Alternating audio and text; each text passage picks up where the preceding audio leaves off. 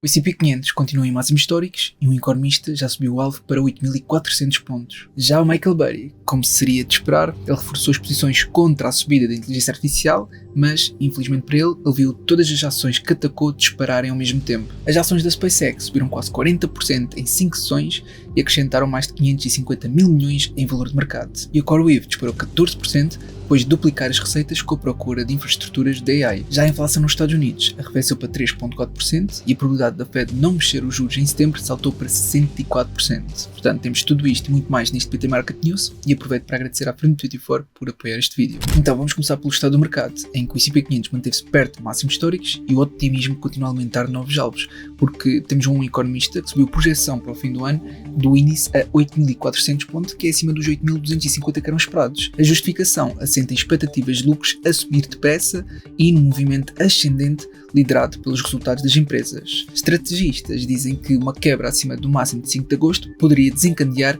mais compras automáticas. Por outro lado, Michael Burry voltou a posicionar-se contra a subida da inteligência artificial e, segundo registros de posições, aumentou as posições de queda da Nibus, da Micron, da Oracle e outras ligadas a AI. O paradoxo é que todas estas ações subiram no mesmo dia, com a Nibus a fechar 34% acima. Estes movimentos estão a gerar interpretações distintas entre os vários participantes do mercado sobre até onde vai a subida da AI. E como não bastasse todas estas subidas, passamos à SpaceX, em que as ações negociadas prolongaram uma subida acentuada.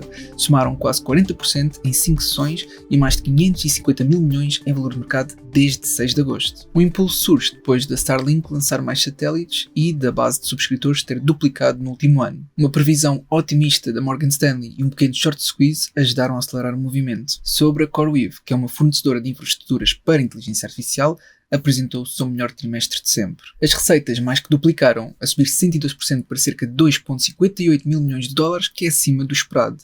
A carteira de encomendas em backlog chegou aos 104 mil milhões, com mais de 25 mil milhões em novos compromissos assinados. A empresa está, ainda assim, sentada em cima de cerca de 35 mil milhões de dólares de dívida. Quanto à inflação nos Estados Unidos, os preços no consumidor arrefeceram em julho sem surpresas. A taxa desceu para 3,4% e o componente subjacente para 2,5%, que é o valor mais baixo desde fevereiro. A variação mensal foi apenas de 0,1%, que vai em linha com o que era esperado. Assim sendo, com os dados, a probabilidade da Fed fazer uma pausa na subida das taxas, em setembro, saltou para 64% contra 30% no mês passado. No que toca aos restantes resultados, temos a Cisco, que superou as estimativas de receita e lucro, mas as ações recuaram, em que os números ficaram acima do previsto, mas não foi suficiente para convencer a Wall Street. E aproveito também para partilhar que Freedom24 tem uma nova funcionalidade que permite investir de forma recorrente com 0% de comissões em ETFs especificamente.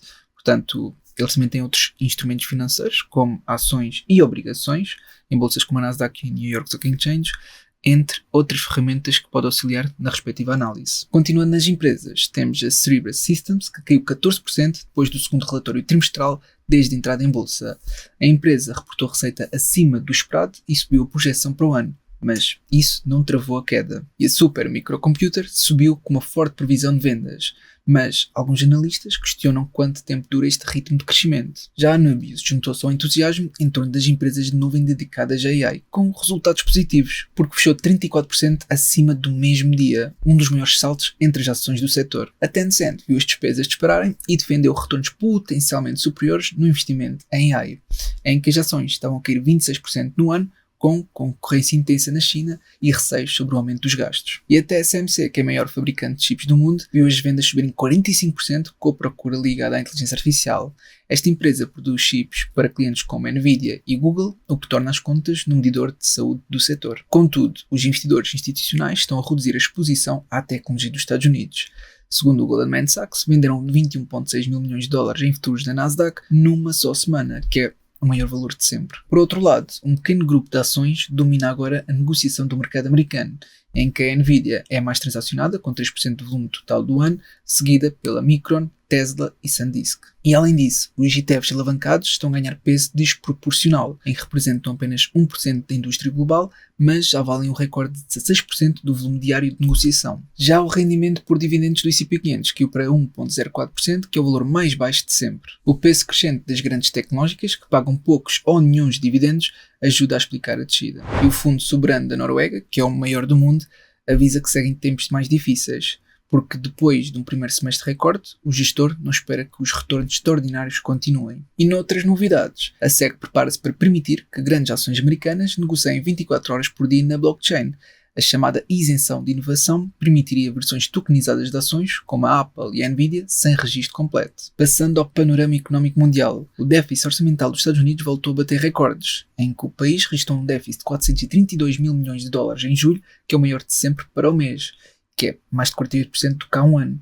E o déficit acumulado de 2026 já ultrapassou os 1,8 bilhões, que supera o total de todo 2025. Além disso, os juros da dívida federal americana atingiram um recorde anualizado de 1,38 bilhões de dólares, que equivale a 4,2% do PIB dos Estados Unidos, que é a maior percentagem desde 1997. Já na Alemanha, a inflação acelerou para 2,8% em julho. O maior encarecimento do petróleo e do gás empurrou a fatura energética para uma subida homóloga de 8,3%. No campo da geopolítica, Trump afirmou que os Estados Unidos têm controle total sobre o Estreito de Hormuz, enquanto o Irão diz que continuará fechado até as suas condições serem cumpridas. A Aram calcula que, mesmo que o Hormuz reaberto, levaria até 18 meses a recompor os fluxos afetados. A produção da OPEP e dos Emirados subiu 7,5% em julho. Ainda assim, ficou abaixo dos níveis anteriores à guerra, com a Rússia perto de 1 milhão de barris abaixo da cota. Os Estados Unidos terão pedido à Ucrânia para travar os ataques petroleiros em portos russos, por estarem a destabilizar os mercados. Passando às criptomoedas, o regulador bancário americano aprovou que empresas de Bitcoin e cripto se tornarem bancos nacionais. É mais um passo na aproximação entre o setor cripto e o sistema financeiro tradicional. O staking de Ethereum atingiu um recorde de 34% da oferta total de moedas, com mais de um terço de Ethereum bloqueado, que crescem dúvidas sobre a sustentabilidade dos rendimentos. E os gastos mensais com cartões ligados a stablecoins atingiram um recorde de 1,03 mil milhões de dólares em julho, que é um crescimento de 200% face ao ano anterior, com mais de 10 milhões de compras no mês. Já em Portugal, os 6 maiores bancos lucraram 2,5 mil milhões de euros no primeiro semestre, em que foi o crescimento do crédito que suportou os resultados, mas a rentabilidade caiu para 14,8% contra os 16,7% de há um ano. A inflação em Portugal desacelerou para 3% em julho, que é uma descida de 0,2 pontos face ao mês anterior. Já a Euribor a 3 meses subiu para um novo máximo desde março de 2025. No mercado de trabalho, quase 29% dos desempregados transitaram para um emprego no segundo trimestre.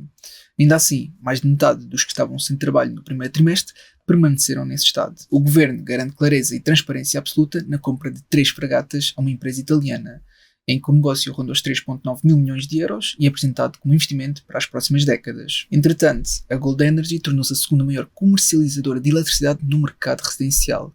Chegou a uma cota de 9,8% no número de clientes, que é atrás da EDP, com mais de 570 mil consumidores. O governo afastou a interligação elétrica com Marrocos sem financiamento europeu ou de privados, em que o projeto está em fase de avaliação e vai ter uma nova análise ao custo-benefício. Entretanto, Portugal é o 10º mercado que mais cresce em centros de dados, em que a combinação de energia, posição geográfica e disponibilidade de espaço torna o país atrativo para o setor. E por fim, circular a mais de 180 km por hora poderá vir a ser crime no Código da Estrada, em que o Ministro da Administração Interna diz que 70% do novo código está praticamente estabilizado. Portanto, isto é tudo o que eu tinha a partilhar por este PT Market News. Eu realmente espero que tenha sido útil. Se foi, não te esqueças de colocar um gosto para apoiar e até uma próxima.